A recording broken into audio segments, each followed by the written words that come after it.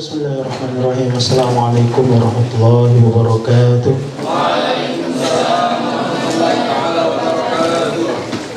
Innal hamdalillah wa syukrulillah asyhadu an la ilaha illallah wahdahu la syarika lah asyhadu anna Muhammadan abduhu wa rasuluhu alladzi la nabiyya ba'da amma ba'du.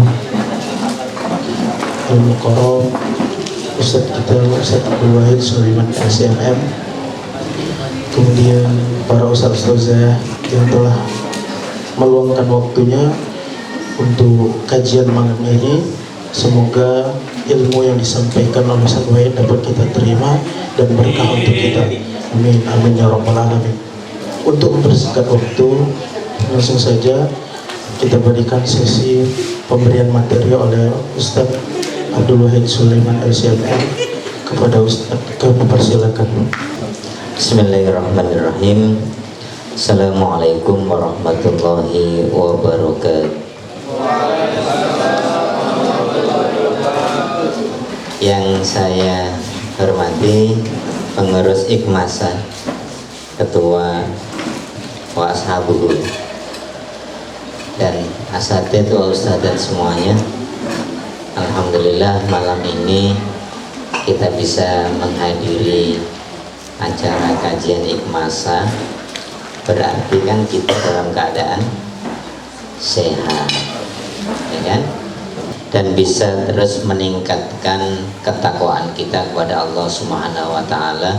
Nabi bersabda, al-imanu yazidu wa yanqus. Kalau bisa yazid terus gitu loh. Masa Ustaz Rika aja yang dapat yazid?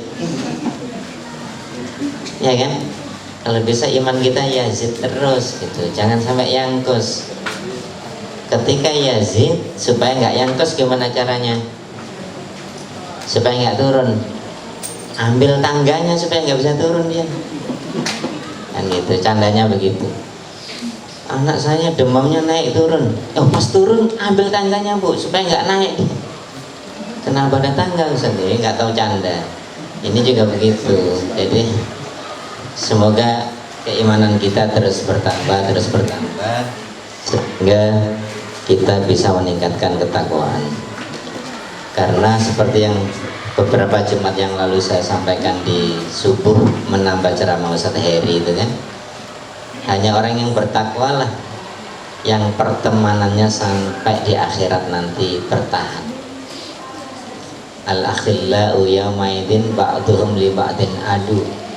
Seakrab apapun kita di dunia, pas hari kiamat pasti ribut. Karena pas hari kiamat itu semua orang egois lah ya. Kita memikirkan masing-masing di depan suasana yang sangat menakutkan seperti itu. Semuanya ingin selamat, ngikut orang pun nggak kenal lagi, anak istri nggak kenal lagi, kecuali orang-orang yang bertakwa, saling tetap berangkulan, bergandengan tangan untuk sama-sama mendapatkan syafaat, untuk bisa masuk surga sama-sama. Makanya harus kita tingkatkan terus. Salawat dan salam marilah kita sampaikan kepada junjungan kita Nabi besar Muhammad sallallahu alaihi wasallam. Semoga kita nanti bersama-sama bisa berjumpa dengan beliau. Ya, siapa yang sudah tahu Muhammad Rasulullah? Ada yang tahu? Belum ada, kita belum pernah jumpa. Rupanya kayak apa kita belum tahu, ya kan? Tapi semua umat manusia pada hari itu ingin bertemu sama Muhammad, termasuk yang bukan umatnya Nabi Muhammad. Karena mereka tahu hanya Nabi Muhammad yang punya syafaat. Kita nggak tahu. Yang membawa kita kendaraannya untuk sampai kepada Nabi apa? Sholawat. Makanya kalau bisa hari Jumat, mungkin antum punya bacaan dzikir yaumian, khususkan hari Jumat itu hari sholawat.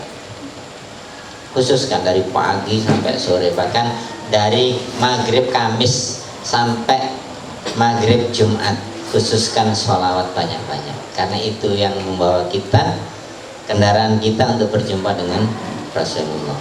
Hadisnya ada dan harus percaya itu. Kita ini apa bentuk cinta kita sama Nabi Muhammad? Ya sholawat. Sholawat banyak-banyak. banyak cerita-cerita.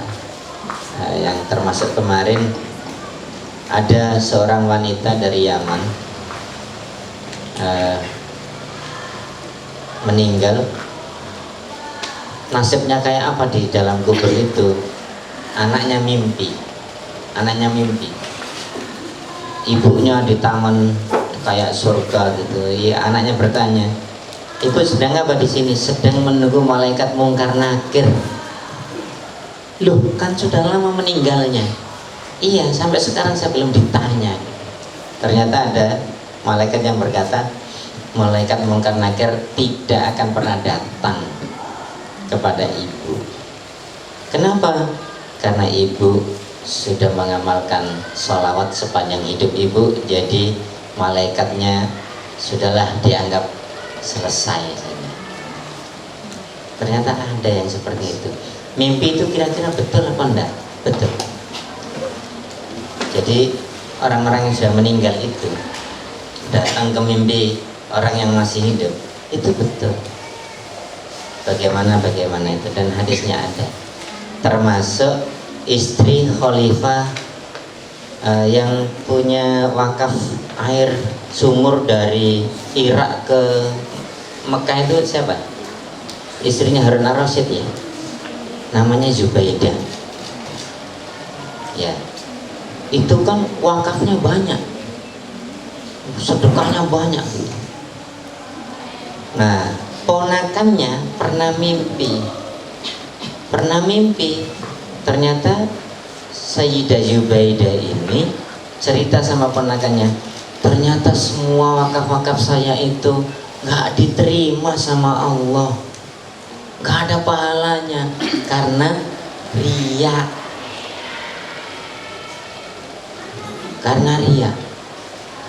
Jadi alhamdulillah, ibadah-ibadah wajib saya yang saya jaga, sholatnya, puasanya, itulah yang menyelamatkan saya dari siksa kubur. Ponakannya yang mimpi. Nah, ini hati-hati riya ya.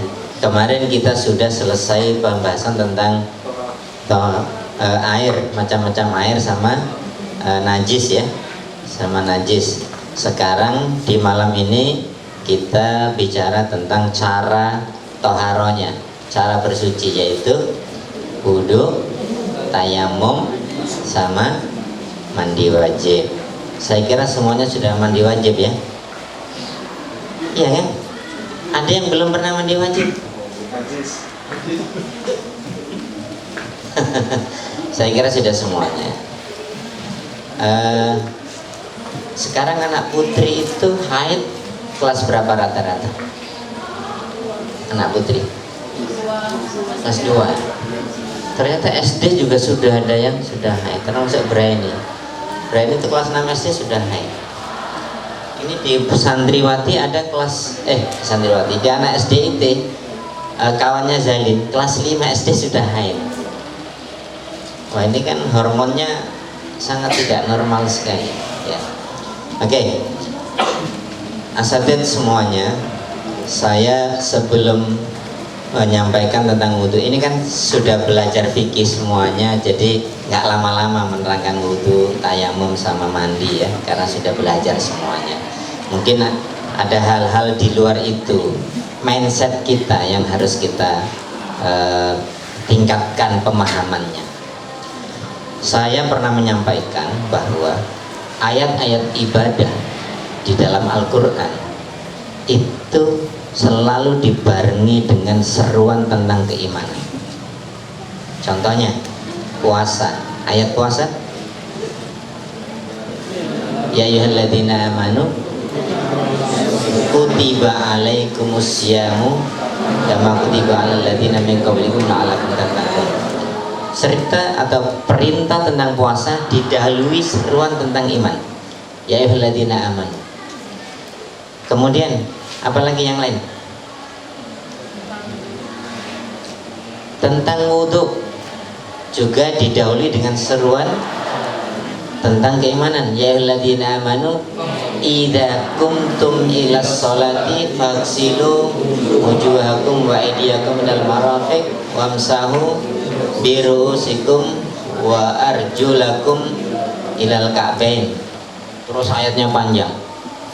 Sholat juga dibarengi dengan iman. Nggak mesti ya alladzina amanu alladzina yu'minuna bil ghaibi wa yuqimunas sholat. Ayat Al-Baqarah yang mudah saja. Badalul mutakin alladzina, siapa sih yang orang yang mutakin itu? Yaitu alladzina yu'minuna bil ghaibi wa yuqimunas shalat. Yuqimunas shalat didului dengan yu'minun, iman. Ini apa rahasianya? Bahwa hanya orang yang berimanlah yang mampu untuk melaksanakan ibadah itu. Salat Jumat, ya ayyuhalladzina amanu idza nudiya lis-sholati min yaumil jumu'ati. Saya tanya antum, pas sholat Jumat itu kira-kira banyak yang di masjid atau banyak yang masih di jalan-jalan? Berarti tidak ada iman di hatinya sehingga tidak mampu untuk pergi ke masjid. Jadi ini juga begitu. Ini supaya kita merubah mindset kita. Urusan ibadah ini tidak mudah, tidak sepele. Sampai urusan wudhu. Ada seorang sahabat namanya ya Allah, Al-Khalaj. Jadi dia sholat. Habis sholat kamar ait sholat, ngulangin dia. Suruh wudhu, ait sholat. Dia wudhu, sholat lagi, masih disuruh ngulangi. Akhirnya Al-Khalaj bertanya, ya Rasulullah, ajari saya sholat yang benar. Kata Rasulullah, bukan sholatmu yang salah, wudhumu. Fa'asbigil wudhu gitu. Hadisnya itu begitu, fa'asbigil wudhu.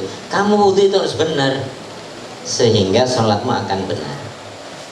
Artinya bukan hanya sholat, urusan sholat yang penting, tapi muqaddimah sholat juga penting, yaitu wudhu.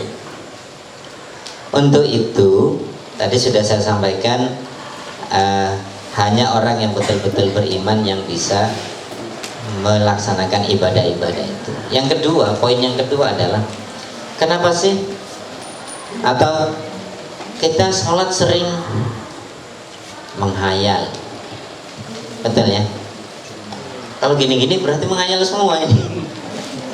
Apa yang antum hayalkan waktu sholat ini? Ustazah juga begitu? Enggak ya? Mikir kesana kemari, ya kan? Masalah anak-anak di kelas terbayang semua, masalah di bagian, masalah, betul ya? Bahkan sampai Ustadz Syekh Hasan Al-Basri pernah didatangi seseorang, ada di Amalia itu, kalau nggak salah, saya yang ngasih cerita itu. Apa? Yaitu seseorang datang, saya kehilangan barang. Saya dulu nyimpan barang tapi lupa di mana saya nyimpan barang itu. Apa kata saya? Alas, sholli raka'ataini. Gimana? Alas, sholli raka'ataini. Betul, begitu sholat ingat dia. Oh, di sana.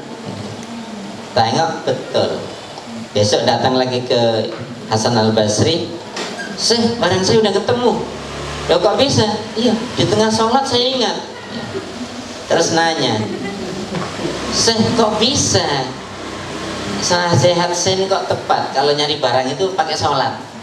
Apa kata saya? Itu karena iblis menggoda kamu.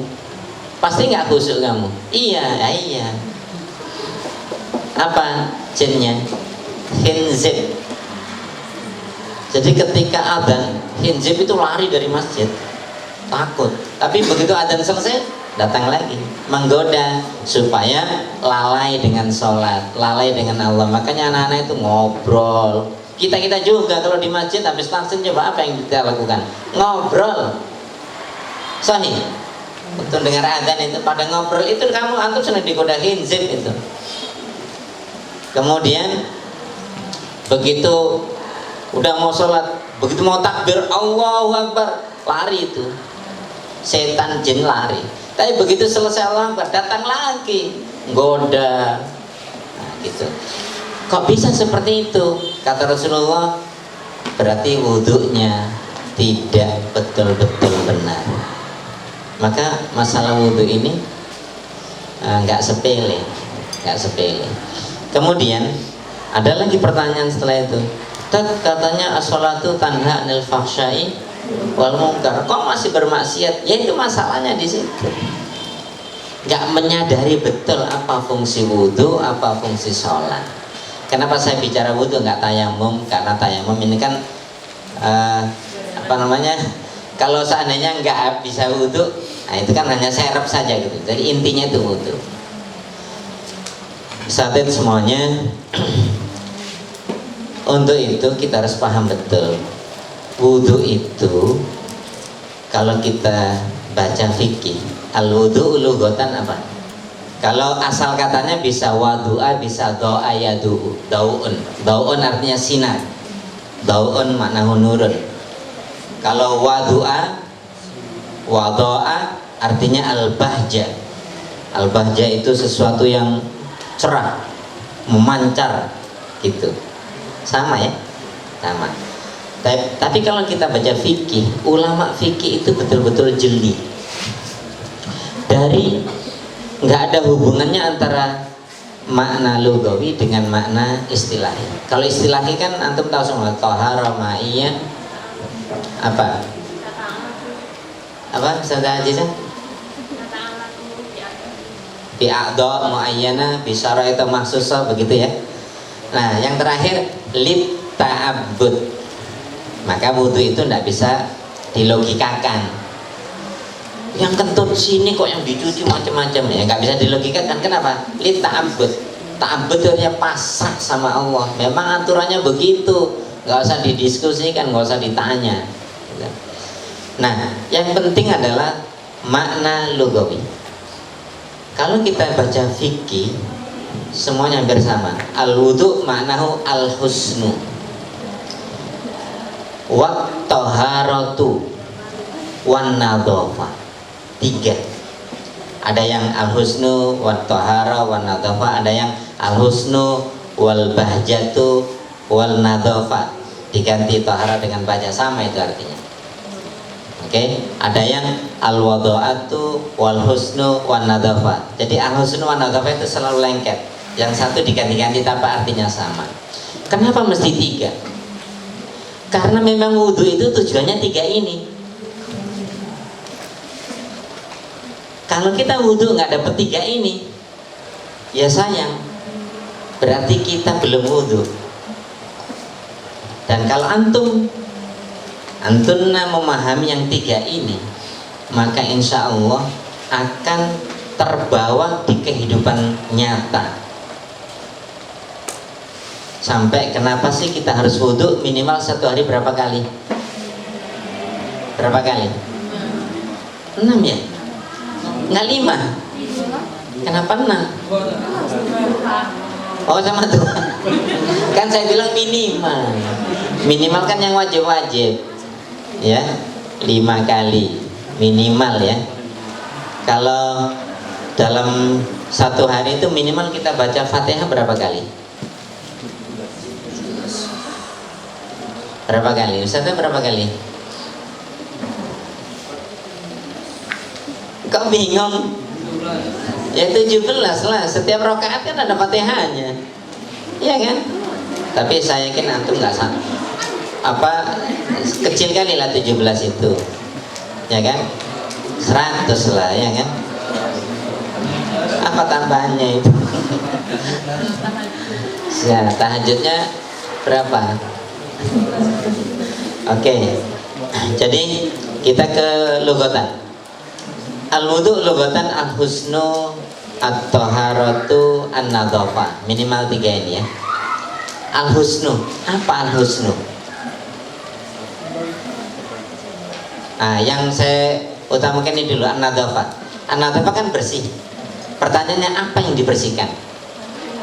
Anggota tubuh, organ tubuh secara physically, ya.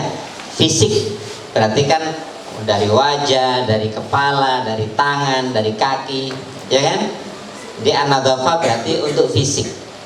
Kita bersihkan fisik kita. Kemudian al-husnu. Al-husnu itu kan baik. ya kan? Baik, apanya yang baik? Wudhu ini harus membawa kebaikan di etika kita, di akhlak kita, di perilaku kita. Orang yang wudhunya benar, memahami betul, ya kan? Maka dia ingat bahwa dia ini disucikan, anggota ini semuanya disucikan. Maka itu implikasinya ke akhlak, ke perilaku. Dan yang terakhir adalah at-thaharah, suci. Apa bedanya bersih dengan suci? Beda. Kalau bersih fisik, kalau suci non fisik. Antum percaya nggak bedanya orang yang dawamul wudhu dengan yang tidak pernah wudhu? Di mana bedanya? Di mukanya. Mukanya orang yang selalu wudhu bersinar. Nah ini berarti kan nggak fisik, tapi non fisik, maknawi artinya. Apa memang muka kita bersinar mengeluarkan sinar? Tidak, tapi kita paham bahwa itu cerah gitu. Kayak apa? Lihat wajah saya.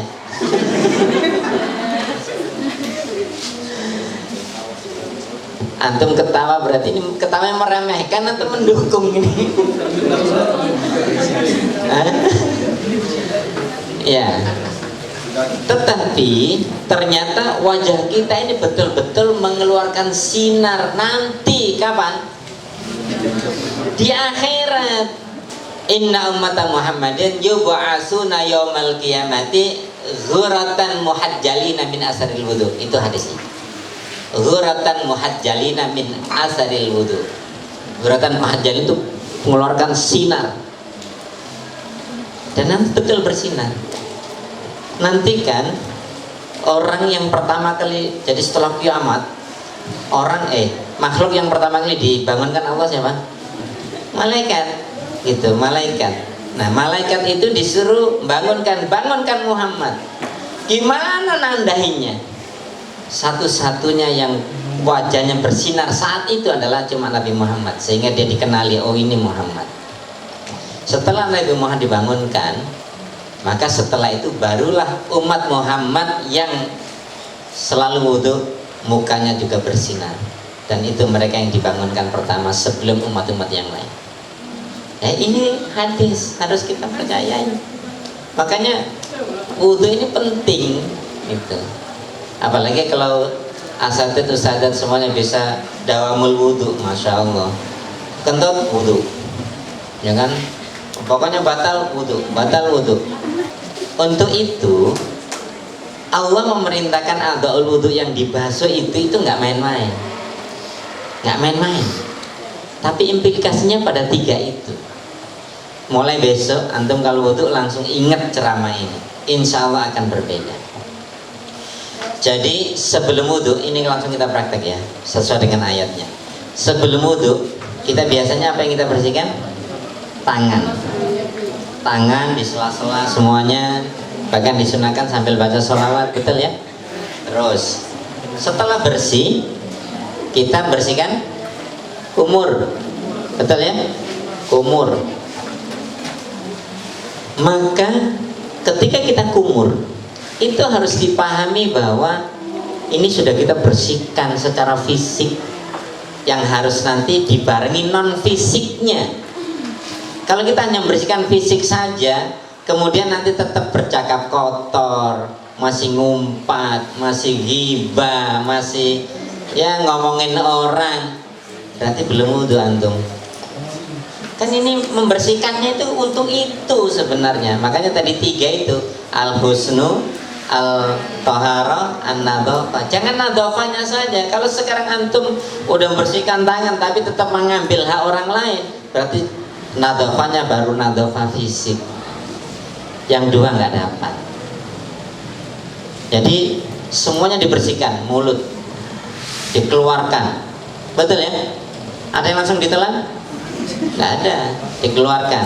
Artinya ini harus bersih secara fisik dan non fisik. Kemudian setelah itu apa? Al-istinsar. Ini matmadah, istinsar. Nah ini harus kita lakukan, Ustaz. Maka setelah itu kita tidak mungkin lagi mencium hal-hal yang tidak baik. Kalau mencium ini kan Berarti mencium bangkai nggak boleh. Bukan itu. Mencium hal yang nggak baik non fisiknya. Gitu. Setelah itu baru kita niat. Habis niat, kata ayat wudhu, faksilu wujuhakum, maka dibasuh wajah. Wajahnya yang dibasuh yang mana? Ujung akhir tumbuh rambutnya sampai sini ya. Oke, telinga dengan telinga. Itulah batas wajah.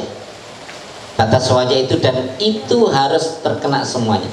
Di ayat itu ada dua diksi, iksilu dengan imsahu. Apa beda iksilu dengan imsahu? Kalau iksilu maka airnya harus didatangkan ke organ itu. Faksilu wujuhakum, maka kita ciduk air, mau pakai gayung, mau pakai kran, diciduk dengan tangan, dibasuhkan, didatangkan ke wajahnya, didatangkan ke tangannya, ke kakinya. Itu iksilu, karena kita mau mencuci, maka airnya harus dibasuhkan betul di organ yang mau dicuci. Tapi kalau imsahu, maka airnya tidak perlu didatangkan. Maka imsahu itu kalau ada orang wudhu, lu kok basah semua, lu ngapain?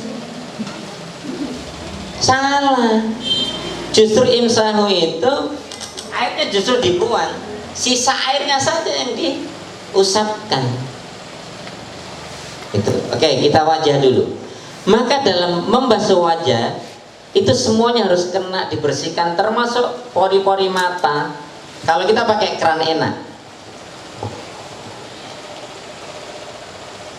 ini harus kena ini, membasuh matanya. Ini sampai sini, ya. Semuanya harus dibasuh rata. Kenapa? Setelah kita membasuh wajah ini, maka semua organ yang ada di kepala ini, di wajah ini, pantang untuk maksiat. Melihat, nggak ada lagi barang bagus ini, dilihat dosa, nggak dilihat mubazir, nggak boleh lagi. Ya, karena kita sudah janji sama Allah, ini sudah kami bersihkan ya, semuanya. Maka mata, hidung, mulut harus nggak boleh dipakai untuk yang tidak baik. Kenapa sih? Dalam wudhu itu wajah harus dibersihkan setiap kita wudhu, karena persiapan wajah ini akan kita pakai untuk melihat wajahnya Allah nanti di akhirat. Itu hikmah yang paling tinggi. Jangan sampai begitu kita melihat Allah, wajah kita tidak pernah dibasuh dengan air wudhu. Nah itu, makanya kenapa minimal 5 kali wudhu, supaya dari subuh ke zuhur itu kan sekian jam, kemungkinan maksiat enggak? Mungkin. Ya namanya di jalan terlihat gimana, Andre? Masa di jalannya begini, kenapa? Kan gitu. Ya kan? Siang ada wudhu lagi, dibasuh lagi. Jadi dalam rangka untuk memperbarui kesucian. Tapi jangan juga begini, nanti kan bisa wudhu lagi, ya kan? Mumpung ada, ya jangan begitu juga. Itu kan yang nggak sengaja dilihat dan sebagainya. Ya setelah ini kalau sudah tahu begini, HP dapat postingan, waduh, kayak pada astagfirullah. Ya begitu. Oke. Kemudian setelah itu, setelah wajah, tangan. Ayatnya wa aydiyakum ilal marafiq. Wa aydiyakum ilal marafiq maksudnya dari ujung jari sampai siku. Siku itu ada mazhab yang sampai siku, ada yang melebihi siku. Kalau Syafi'i melebihi untuk jaga-jaga. Tapi kalau sampai siku pas juga nggak apa-apa. Tapi kita pasti lebih ya. Nah, dari siku ke jari atau dari jari ke siku? Ayatnya dari jari ke siku. Kenapa? Karena yang sering dipakai untuk hal yang tidak baik itu jari atau siku? Jari. Ngambil barang begini. Anda gini. nempeleng gini kan enggak, sampai marah di HP gitu, marah-marah pakai HP gitu, ngetiknya gini atau gini kan enggak juga. Makanya dari jari ke siku, bukan dari siku ke jari. Kalau dari keran kan enak, airnya ngalir, kita tinggal ngatur, ya kan? Kalau dari gayung gimana? Bisa, ya siram saja nggak apa-apa, siram. Setelah itu taruh gayungnya, terus disela-sela. Kan itu airnya masih mengalir, nggak apa. Nggak cukup disiram, Ustaz.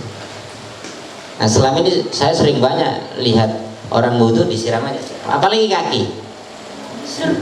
Dah, jadi kan nggak kena itu rubahnya itu, Ka'bahnya itu jangan nggak kena gitu, nggak boleh. Makanya betul usahakan betul wudhu itu di sela-sela, karena ini kita niatnya itu 3 tadi, untuk al-husnu, untuk an-nadhafah, untuk at-taharah. Insya Allah setelah paham gini, antum ingat terus, saya untuk mensucikan bukan hanya fisik tapi juga batin, dan juga untuk perilaku, efeknya itu begitu. Terus setelah itu famsahu biru'usikum. Nah, mana yang harus dibasuh? Semua, sebagian?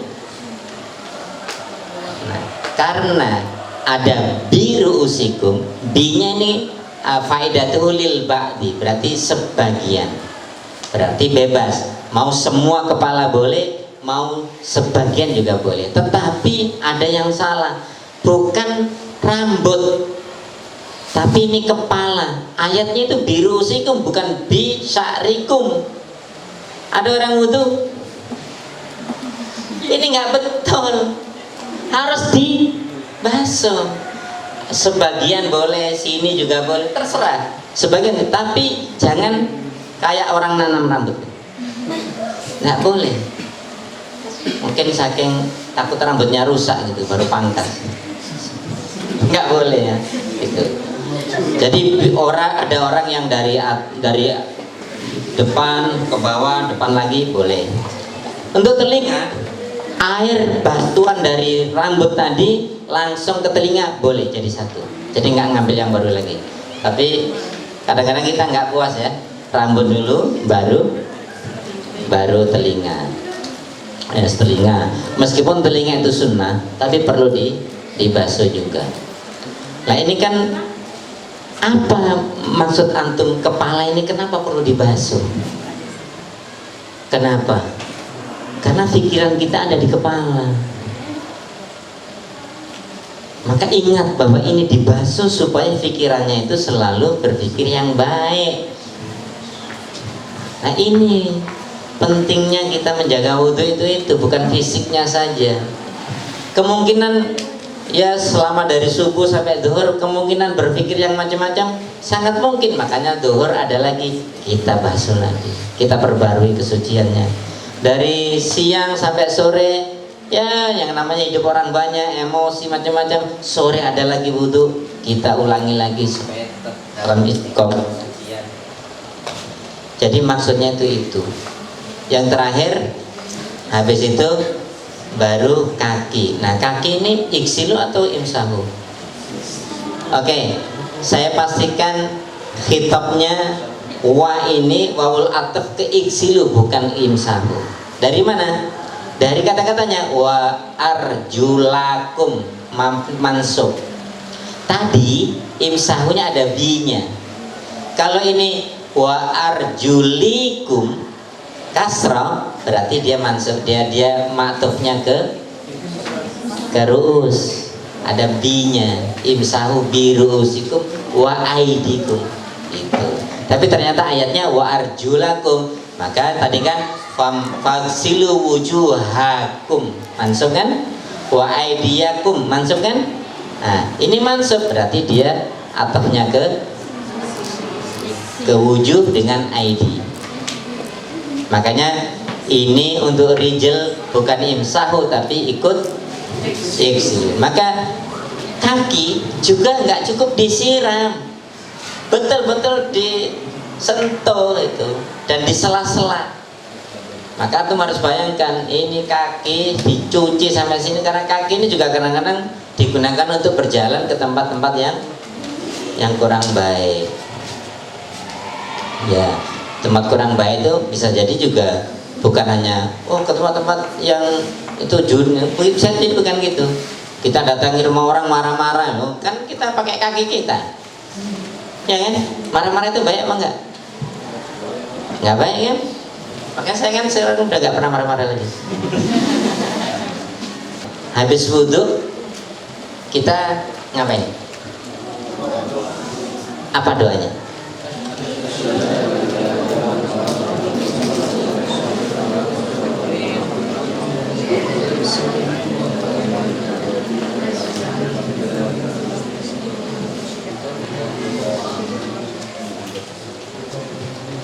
Coba Ustaz dan Ustazah lihat doa wudhu, doa habis wudhu. Satu, dimulai dengan syahadat, baik persaksian pada Allah dengan Nabi Muhammad, betul kan? Syahadat Muhammadur Rasulullah. Apa itu artinya? Wudhu itu betul-betul berkaitan erat dengan iman. Maka habis wudhu bersyahadat. Kemudian setelah syahadat kita betul-betul minta Allah supaya kita istiqomah di dalam kesucian. Allahumma ja'alni minat tawabin. Karena dalam perjalanan hidup itu banyak peristiwa-peristiwa yang memang kita perlu taubat. Terus kita review taubat itu. Pasti banyak hal-hal yang tidak baik, entah apa saja, ya. Makanya kita minta betul, ya Allah, minimal 5 kali. Betul, antum doa ini minimal 5 kali. Gak percaya saya, kadang-kadang habis wudhu lupa kok nggak berdoa. Siapa yang habis wudhu pasti berdoa? Wah, alhamdulillah. Wah, Ustaz Jondri. Ya, orang lupa, padahal ini penting. Minta jadi supaya terus kita bisa bertaubat. Wajalimnal mutatohirin. Ustazah paham nggak mutatohir? Min kalimati tatohara, min kalimati toharo. Toharo bersuci, tatoharo. Coba, apa bedanya toharo wa tatoharo? Tersuci kan? Aja coba apa usaha? Apa bedanya? Artinya sama-sama bersuci, tetapi beda. Tatoharo kalau ada fi'il sudah ketambahan huruf, fihi huruf ziyadah, ta itu berarti harus berusaha. Ada tasdid lagi, berarti usahanya harus double. Tasdid itu kan untuk menggambarkan huruf yang double. Madda kan madada, madda, tatoh taro. Berarti wudhu itu jangan dianggap sepele, harus betul-betul berusaha, diusahakan supaya benar. Nah, selalu bersuci. Kemudian wajali min ibadikas solihin. Doa wudhu ini, doa sehabis wudhu ini sangat erat hubungannya dengan seruan Allah di awal tadi, untuk orang-orang yang beriman. Berapa menit? Yuk. Ya, oke. Kemudian ini ada hubungannya dengan kemarin yang ditanyakan Ustadz Fatan. Ya, saya kemarin lupa waktu mendefinisikan mahwa an-najis atau mahya najasa. Sesuatu yang apa kemarin? Najis itu sesuatu yang dimakan haram, dan kalau nempel di badan atau di badan atau di pakaian kita, sholatnya jadi batal. Sholat bukan wudhu, sholatnya jadi batal. Makanya kalau kita pakaian kita kena najis, maka cukup pakaiannya ditanggalkan, ganti pakaian yang lain. Kita nggak usah wudhu lagi, ya kan? Gitu. Nah, apa saja yang membatalkan wudhu? Yang antum tahu? Satu, muntah. Ya, kita muntah berarti wudhu kita batal. Yang kedua, keluar sesuatu yang keluar dari dua lubang, depan dan belakang. Kencing, terus apa lagi? Kentut, kan dari lubang juga. Dua lubang nih, lubang anu ya, bawah ya. Kalau nafas enggak? Ya, kalau nafasinya bingung kita. Nah, jadi itu. Kemudian apa lagi? Ya, ini kan tadi itu juga, ini kan yang lain maksudnya. Bersentuhan laki-laki dan perempuan yang bukan mahramnya dan langsung kulit, ya kan? Langsung kulit. Oke, ini nggak mahram, batal. Oke, ada lagi? Betul, memegang kemaluan. Yang terpegang kemaluannya, misalnya Ustaz Zaki megang kemaluan Ustaz Sukri, kepegang. Yang batal wudhunya siapa? Yang batal wudhunya Ustaz Zaki. Kalau Ustaz Sukrinya enggak, karena dia nggak megang, kepegang. Nggak belajar fikih kadang-kadang harus dicontohkan begitu, nggak apa-apa. Kepegang milik sendiri gitu, waktu pakai anduk kepegang, ya batal karena memegang kemaluan. Itulah yang membatalkan wudhu. Selain itu berarti wudhu kita tidak batal. Contoh, keinjak tai ayam, batal nggak wudhunya? Wudhunya tidak batal karena nggak termasuk yang tadi. Jadi cukup dibersihkan, selesai.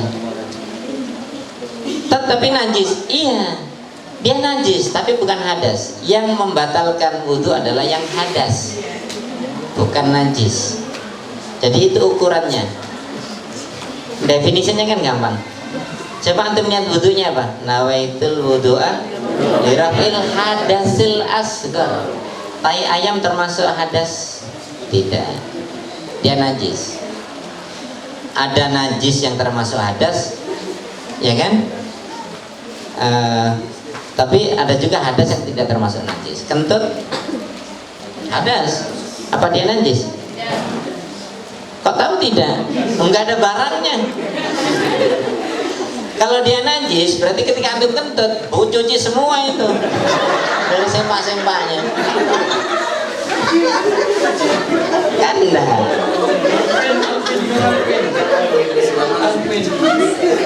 Oke, jadi itu ya. Suami nyentuh istrinya, kira-kira boleh atau tidak? Boleh kalau pertanyaannya itu. Boleh atau tidak? Boleh. Pertanyaannya, wudhunya batal atau tidak? Karena Ustaz Sajid sudah tahu ya, Ustaz Sajid sudah tahu. Tadi itu nanya nggak mau. Kira-kira batal atau tidak? Tidak. Jadi ulama ada dua pendapat. Ada yang bilang batal, ada yang bilang tidak. Antum ikut yang batal atau yang tidak? Batal. Antum? Tidak. Berdua aja sudah ikhtilaf. Tetangga lagi. Oh, menurut yang Darussalam nggak batal. Yang Presiden Mulia batal. Jadi begini, Ustaz Zaki, yang batal atau yang tidak? Oh, yang batal. Oke. Di pondok ini juga ada yang bilang batal, ada yang bilang tidak. Kita hargai pendapat. Yang saya tahu begini, kenapa suami istri bersentuhan wudhunya batal? Karena suami istri dianggap tidak mahram. Buktinya apa? Buktinya boleh dikawini. Boleh dikawini itu adalah tanda dia tidak mahram. Itu pendapat yang kuat, alasan yang kuat bagi yang mengatakan bahwa suami istri bersentuhan itu batal wudhunya karena dianggap tidak mahram. Untuk yang mengatakan tidak batal memakai hadis Aisyah, bukan tur itu. Aisyah Al-Humairah. Hebat ya istilah Islam itu ya. Ketika Aisyah hidup itu sudah ada nggak yang make up yang isinya agak merah-merah? Ibu-ibu kalau dandan kan ininya di merah-merah. Sudah ada atau belum? Belum ada. Tapi ininya Aisyah itu apa istilahnya yang ujung pipi ini? Sarapnya lupa saya. Pusing. Aduh, di balik kelas 4 ada itu. Istilahnya ada. Saya nggak ngajar lagi, udah lama jadi lupa. Itu merah. Sehingga itu menjadi tren wanita kalau berdandan ini dimerahi seperti Aisyah. Bayangkan tuh, belum ada alatnya dulu itu, belum ada medianya, sudah menjadi sekarang dijadikan tren dunia sampai sekarang. Kan hebat itu, ya kan? Kalau wanita sejak umur balik sampai meninggal tidak pernah meninggalkan sholat siapa? Fatimah. Loh, apa nggak pernah haid? Ya kan? Apa nggak pernah haid? Haid. Tapi Fatimah itu memang betul-betul dari surga, sehingga haidnya hanya beberapa jam saja. Misalnya habis subuh haid, nanti sebelum zuhur udah berhenti, udah selesai. Hanya beberapa jam saja. Itu Fatimah. Karena Fatimah itu betul-betul saripati surga. Tahu ceritanya kelahiran Fatimah kan? Nggak tahu. Kalau tambah ini tambah panjang. Jadi pas peristiwa Isra Mi'raj itu kan Rasulullah dibawa mengunjungi surga, ya kan? Nah di surga itu Rasulullah haus dan lapar. Haus dan lapar, maka sama malaikat sana Rasulullah. Jadi ada satu pohon, di hadis itu disebut pohon apa gitu, dia mengalirkan susu. Nah, disitulah diambil, kemudian diminum sama Rasulullah karena dia susu, dia kenyang dan tidak haus. Terus baru ke dunia. Sampai rumahnya sebelum subuh, gairahnya terus naik. Terus akhirnya hubungan suami istri, hamil Fatimah itu. Jadi betul-betul murni dari surga saripatinya. Antum dari apa dulu? Alasan yang tidak batal memakai hadis Aisyah bahwa Rasulullah kadangkala habis wudhu mau ke masjid mengecup keningnya Aisyah dan tidak wudhu lagi.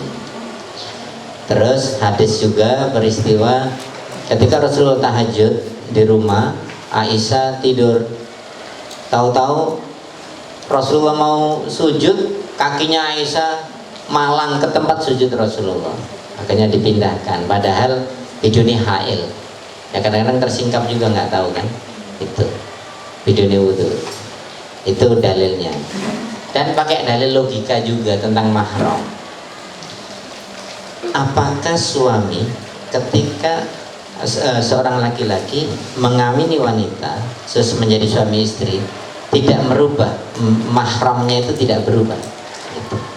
Pakai logikanya, ketika misalnya istrinya umroh atau haji, dikawani siapa mahramnya? Suami saya. Loh, mahram, betul kan? Suami kan boleh memahrami istrinya haji atau umroh, betul kan? Boleh. Loh, berarti mahram. Siapa mahramnya? Suami saya. Loh, mahram. Ini tapi terpulang kepada asatidz semuanya, mau yang mana?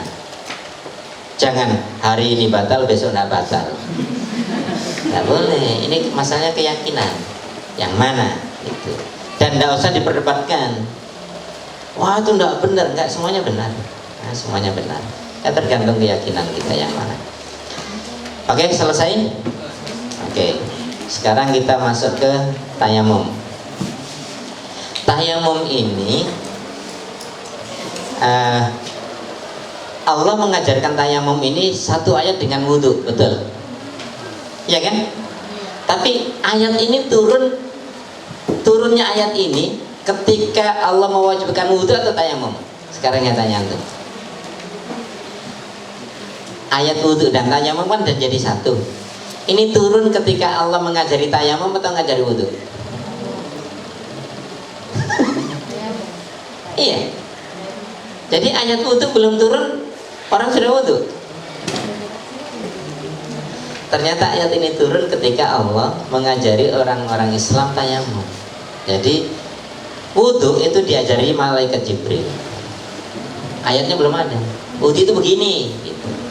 Dicontohkan. Nah, suatu hari Rasulullah safar dengan Aisyah, dengan Abu Bakar, Umar, dengan banyak sahabat safar yang diperkirakan dia akan sampai di tujuan sebelum zuhur. Artinya di tempat nanti sudah ada masjid, sudah ada air untuk wudhu dan gitu. Ternyata di tengah jalan Aisyah bilang sama Rasulullah, kalung saya hilang. Kalungnya hilang. Ini kalung istri Nabi, ini istri raja lah kalau kan gitu kan. Cari, kata Rasulullah, cari. Sahabat semuanya termasuk Abu Bakar, Umar, semuanya nyari sampai kecapean, tak ketemu. Rasulullah juga ikut nyari sampai kecapean, ketiduran Rasulullah di pahanya Aisyah, ya nggak berani bangunkan lah, itu dibiarin aja. Abu Bakar ngerutu juga, ya ini gara-gara Aisyah ini. Mana ini saya perjalanan nggak lancar. Sampai Aisyah itu ngomong, wa atabani Abu Bakar. Di hadisnya ditulis Abu Bakar, wa atabani Abu Bakar. Apa, Abu Bakar ngeremengin saya gitu. Siapa Abu Bakar itu? Kan bapaknya. Kenapa nggak bilang wa atabani Abi? Coba antum memahami hadis ini gimana? Kenapa Aisyah bilang wa atabani Abu Bakar? Dia nggak bilang wa atabani Abi. Kenapa kira-kira? Oh, karena Abu Bakar sahabat Nabi. Kan bapaknya juga. Kenapa nggak bilang Abi gitu? Kenapa kok Abu Bakar? Oh, kalau dimarahi nggak dianggap bapak. Nanti bahaya kalau suaminya lagi marah. Oh, nggak dianggap suami.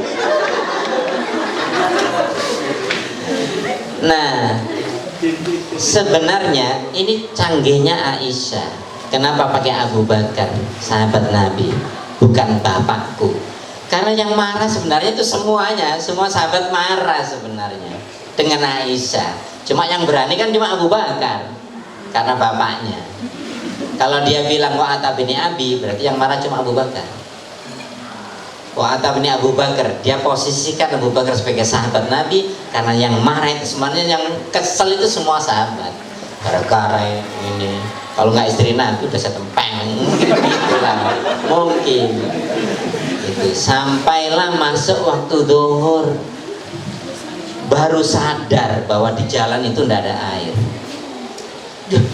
Gimana ini? Bilal adzan, di perjalanan adzan. Setelah itu, gimana ya Rasulullah? Rasulullah bangun, ini udah waktu sholat, nggak ada air ya Rasulullah. Barulah turun ayat ini, fa'in lam tajidu ma'an. Oh, wudhu itu caranya begini, kamu sudah tahu. Fa'in lam tajidu ma'an fatayammamu. Langsung Jibril ngasih tahu sama Rasul caranya begini, famsahu biru'usikum wa aydiyakum ilal marafiqi. Nah, oke. Dikasih contoh, baru Rasulullah ngasih tahu, sekarang kita nggak ada air, kita tayamum. Begini caranya. Baru itulah orang-orang Islam pertama kali tayamum. Jadi sebenarnya yang nyuruh hilang kalung tadi siapa? Malaikat lah sebenarnya, supaya ayat ini dipakai. Iya kan? Jadi kalau gini-gini ini kan pelajaran untuk kita. Peristiwa musibah ini kan ada hikmah, nggak usah marah-marah. Nah, itu kan sebenarnya pesan moralnya. Oke. Saya kira tayamum sudah tahu semua ya caranya. Betul. Pakai apa tayamum? Fatayammamu sha'idan thayyiban. Pakai debu yang baik. Bukan pakai tanah. ya.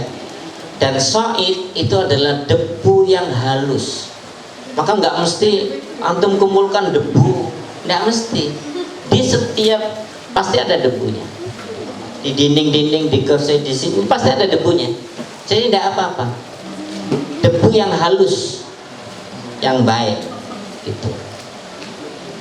Itu pun ini kan ada hubungannya dengan wudhu tadi. Wudhu tadi kan famsahu birusikum, bukan airnya dihadirkan ke organ, tapi air itu dipegang dan dibuang.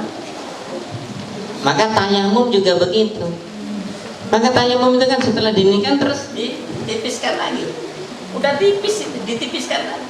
Ini bukti bahwa imsahu itu bukan ininya langsung dibuat kayak bedak gitu.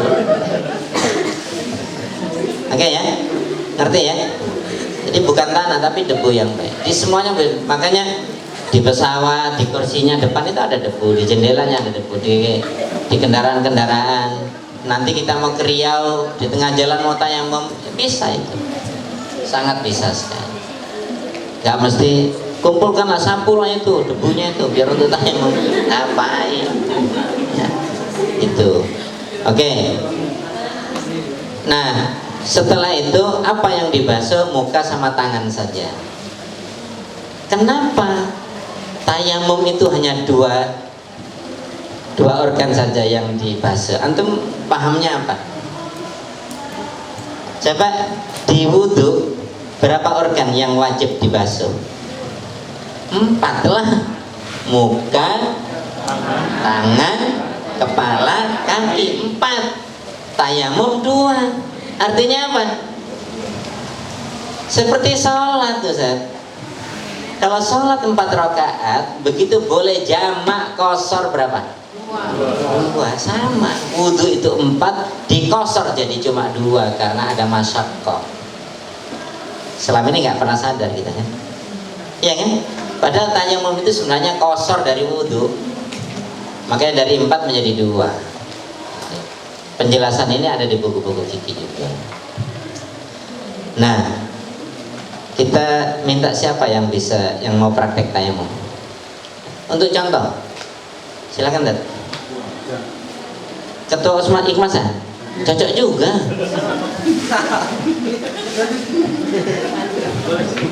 Ya. Niatnya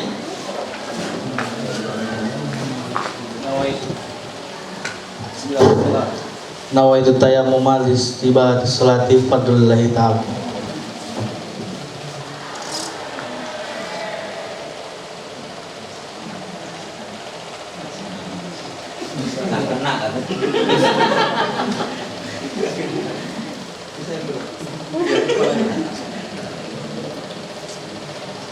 Oke.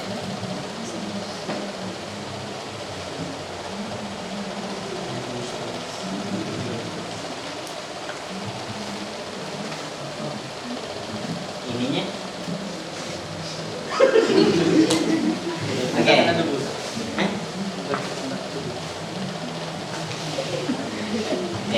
Jadi ini madzhab al-Yazidi. Oh, madzhab ya. Yang penting harus kena. Harus kena. Diulang-ulang boleh nggak masalah. Nggak mesti harus sekali gini, enggak. Misalnya gini, ada yang madzhabnya dari atas. Dari sini. Biar kena. Boleh. Dari tengah, boleh. Yang penting kena semua. Harus kena semua. Tadi saya nyajit nggak kena. Maka boleh diulangi. Boleh. Nggak ada masalah. Selama ini harus sekali. Nggak. Yang penting kena. Gitu ya. Tangan tadi sudah betul, cuma yang terakhir harus diginikan. Kan ini juga harus dibasuh. Yang pertama betul. Nah, betul.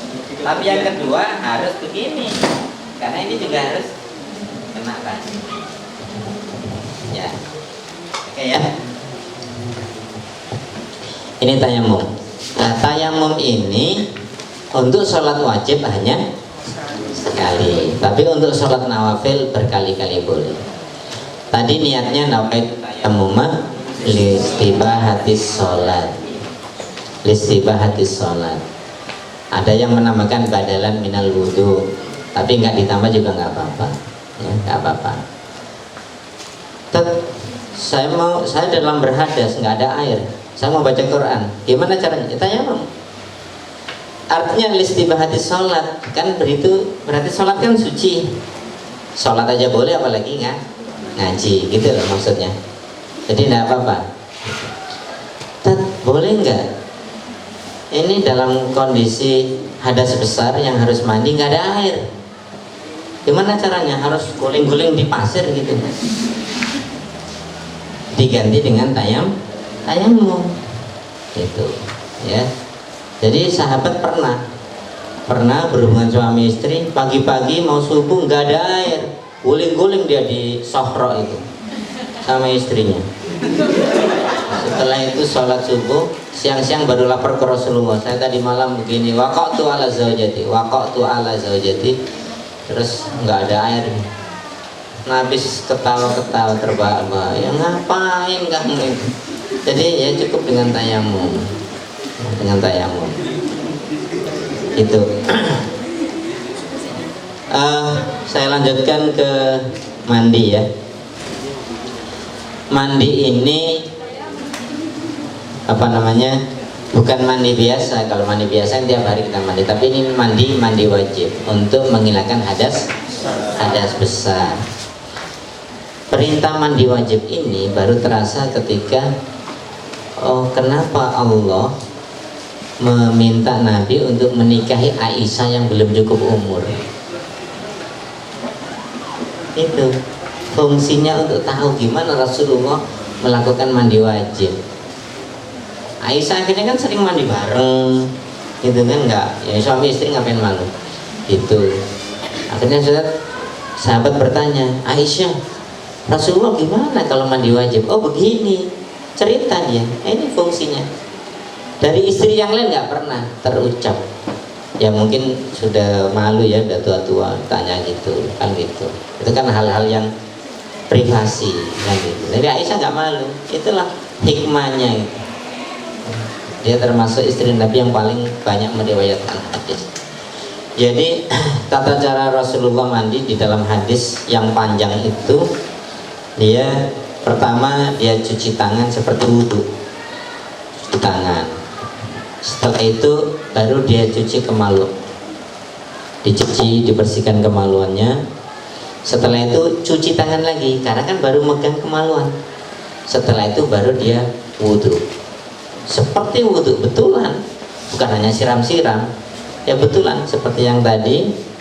Baru setelah selesai wudhu niat untuk mandi, ya.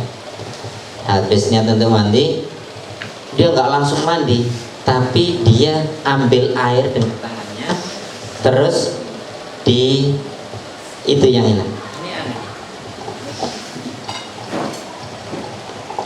Terus di air itu di kepala untuk biar rata sampai 3 kali. Untuk apa? Mandi wajib itu kira-kira rata-rata pagi menjelang subuh atau sore-sore atau siang, ya kan? Kan pagi kan? Nah itu mengkondisikan pori-pori kepala supaya sehat sebelum disiram air betulan.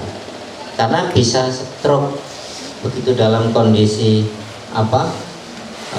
masih belum siap kena dingin, disiram bisa membeku pendarahannya dan bisa stroke.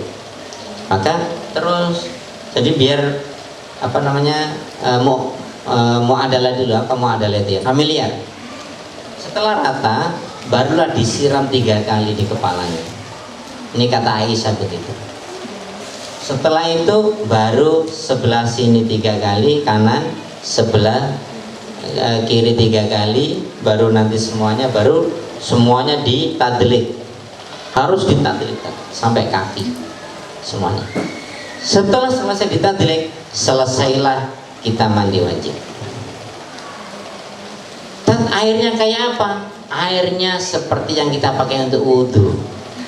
Berarti tidak boleh dicampur dengan hal-hal yang lain, materi-materi yang lain yang bisa merubah sifat air yang 3 kemarin. Warnanya, baunya dan rasanya. Tadi kasih detol boleh nggak boleh? Harus bening. Setelah tadi tadlik terus pakai sabun boleh, karena udah selesai mandinya sebenarnya.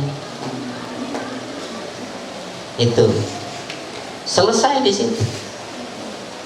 Kalau saya biasanya seperti itu, baru saya siram lagi, baru pakai sabun. Wah, berarti menghabiskan air banyak antum. Nggak apa-apa. Gitu. Itulah cara mandi Rasulullah yang diterangkan Sayyidah Aisyah di dalam hadis. Oke, saya kira itu selesai. Kemarin saya di Wong Solo ditanya begini, Ustaz, saya kadang-kadang di tengah-tengah mandi itu kentut, berarti gimana? Saya ulangi wudhu. Yang enggak bu, saya bilang itu. Kenapa? Ini kan mandi, ini kan membersihkan hadas besar. Kentut itu kan hadas kecil. Jadi tidak apa-apa, lanjutkan saja. Gitu. Udah selesai. Nah, pertanyaan lagi, apakah setelah mandi terus kita mau sholat kita wudhu lagi? Iya. Tadi kan menghilangkan hadas besarnya. Gitu. Terus kita mau sholat, kan kita harus suci dari hadas kecilnya. Maka kita wudhu. Kita wudhu terus ya selanjutnya sama lah dengan yang lain. Saya kira itu saya wudhu dan mandi yang perlu saya sampaikan. Semoga ini bisa menambah ilmu lah bagi kita semuanya dan memperbaiki ibadah-ibadah kita sehingga kita menjadi lebih baik. Ini saja, terima kasih. Assalamualaikum warahmatullahi wabarakatuh.